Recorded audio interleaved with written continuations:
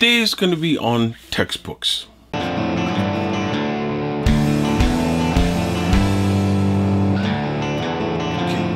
glad I got all these little racks over here. I made like a whole little alcove of books and resources for me. All right, so today's topic class is going to be on textbooks. And first thing I'm going to go in, do we need them? Do you really need a textbook at this day and age? Is that really a necessity that you have to have? Personally, it's a personal decision. Me, no. I've been teaching 15 years and I don't care for textbooks. And I've been on a couple textbook committees. I know what I'm looking for when I am going through textbooks because I'm thinking about all the teachers that I work with. And I'm also a textbook coordinator. I am over the textbooks in my building. I have to check them out and give textbooks out to different grade levels. I have to give them out to different courses. I understand textbooks pretty well at this point, I think. And at the end of the day, do you need it? Is it a necessity anymore? I mean, really, think about that for a second. Do you actually need to hold a physical copy of the Italian Renaissance that weighs large enough to kill somebody? This thing's hefty. This thing's thick. So with that said, having these textbooks at your disposal, having these textbooks necessary. So let's go over, do you actually need them? Well, in today's society, and when I've been on textbook committees in the past, the number one thing I ask when we get the reps coming in, they're like, this is the textbook we have. It's the best textbook that you're ever going to read. First thing out of my mouth is it online? Do you have an online variant of this? Why? Because most of us are using a Chromebook or some other laptop device.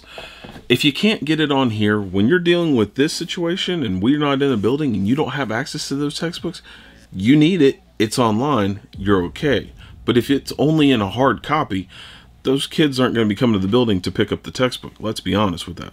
They're coming to get a Chromebook and we all hope that your resource is a digital version. So, and again, do we actually need them? And at the end of the day, how often when you're teaching do you use a textbook as a learning application? Because me, the only time a textbook would even remotely be possible is when I'm going over the elements and principles. And let's be honest, I've made a number of videos over the elements and principles. I don't even have to use a textbook anymore. I have enough resources online that I can pull up a photo version of it and just go through photos of these textbooks, of these definitions, and never use a textbook. Be creative in the way that you're using the material that you need, and don't think that you have to be inundated with a book. If you don't have the book, you don't have class, because we have people like that, and it's kind of sad to me that they feel that the only way that you can learn is having a textbook in hand. I don't know, that's a me thing. I don't know if it's you, but you know. Oh, let's go dive into then those digital resources. Now online at this time, we have an abundance of museums and cultural places that are out there that are doing these digital walking tours, and sometimes that's better than a field trip because you usually have a docent or somebody who's leading those tours who is giving you those information. I know that they've got one of the Louvre. It was fantastic. Walking through the Louvre and you go up to a painting and it pulls up this digital doc of all the information that you would love to know about that painting right off the bat, and then you could deep dive into it even more. There's websites and professors and doctoral people who did these massive theses on what that painting was about and how much they didn't like their mother. It's in there. It's a fact. Just, you know, it's not all of them, but it's a chunk. And you're going into these worlds of places that are, you know, across the ocean or in like countries away, like the other side of the world. You can go to those museums now because we have this digital resource. Use those to your benefit. Have your students go check that out, walk around, come back with a series of questions for you. Most of these places even have a walking guide that you guys can just send over to your kids and say, find these things and let's talk about them. And you did hardly anything, which is awesome because I'm all for doing as little work as possible. So these online resources are out there. Look them up, try and check them out. If you don't, if anything, throw some down in the comments. If you need some help, I'll make another video on that. Also, you probably have a number of art teachers out there who will throw like, hey, you gotta check this one out, check this one out. Help each other out. That's what this thing's for. But you have this magnitude there, which leads us back to you're at home. You have things around your house that you're also going to use just the same way. I have a textbook on photography that I've read a little bit of this, but I'm going to be diving deep into this because I'm going to be doing a lot of photography with my classes because of the way that they're going to be turning in assignments. They're going to need to know how to take a decent picture. even though I'm teaching a sculpture class. We're going to be doing a photography element with that so that they can they can give me the pictures that I need to properly assess and grade them. You have a number of these books at home, so turn these classes sometimes into a book club from home. So one of the best classes I ever had, it was a summer session. I failed an English class and I had to retake it over the summer, and I freely admit that because of the experience that I had. It was the best experience ever. I had a teacher who, she read us the book Brave New World, and we were sitting in class, and just think about a summer class. You got 20 other kids who we're missing summer because we failed a class, and it should be as painless as possible. So we're reading that textbook. She actually read it to us most of the time. Sometimes it would be like we're starting to doze off because there was like a lull in a chapter, and she'd pass the book around. We would all read from it, which in this day and age, that's a no-no, but back then it was okay. And reading that book, Brave New World, it's instilled in me. I've got this imagery in my head of these different scenes from the novel. It was one of the best novels. If you never read it, go read it, because it's if you like Hunger Games or 1984 or anything that has to deal with a dystopian future, you will love it. But it's ingrained in me a love for certain bits of literature where somebody's reading it to you, or you're reading it to the students. Also, there's an ingrainment. There's a wonderful bit of connection between the instructor, the student, everybody as a community kind of coming together around that book, because we're all experiencing it at the same time together. It's the same essence that you have, like the best one for me would be Endgame, with the Avengers Endgame, where you're having that culmination of 10 years of these movies.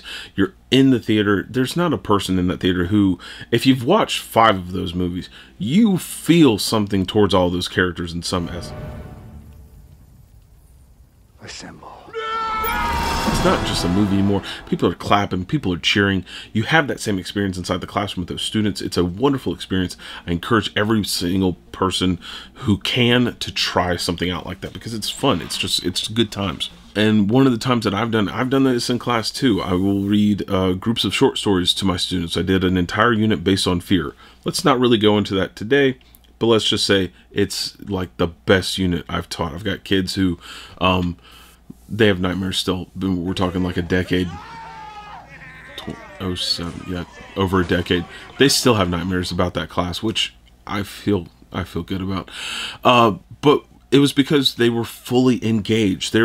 I've had students who we did the project, and over the course of the project, I'm reading a section of text. It was a scary story, just one of those good campfire stories that just kind of gets into you, and you just, ooh, it's good campfire stories. It's something coming after us. We're all in this together. We got to survive. And I'm walking around the room. I'm reading the text. I'm using voices. I'm throwing my voice out, changing it up, giving it structure.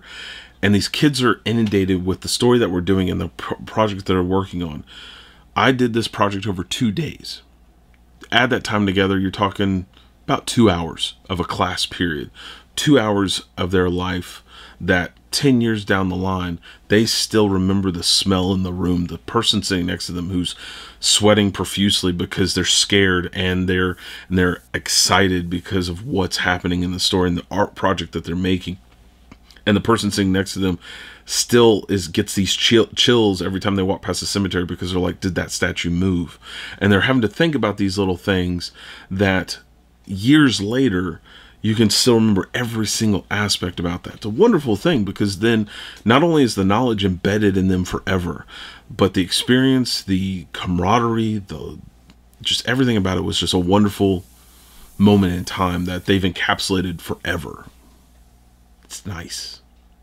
And also very funny, because so many of them, just there's something about scaring somebody and just seeing them jump. I'm sorry, it's funny. If you don't find it funny, I feel bad for you, because I'm curious as to what you find funny. But these are just little tips of things that you can bring to engagement for your students. And textbook, is it really a necessary thing in this day and age? I don't know. I'm curious about it. Throw something down in the comments. I'd love to hear you guys' 2 cents on it. As always, let's go ahead and take care of the homework, which is don't forget to like, subscribe, share all the various platforms. If you have a question, comment, or concern, don't forget you can raise your hand down in the comments below just the same.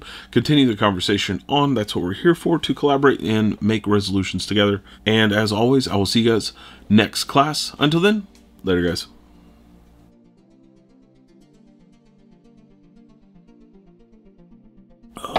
Whew. All right, that's 4. I filmed 4 of these in one day, and so that's why. He's always wearing the same shirt. Yep. Because I'm trying to multitask.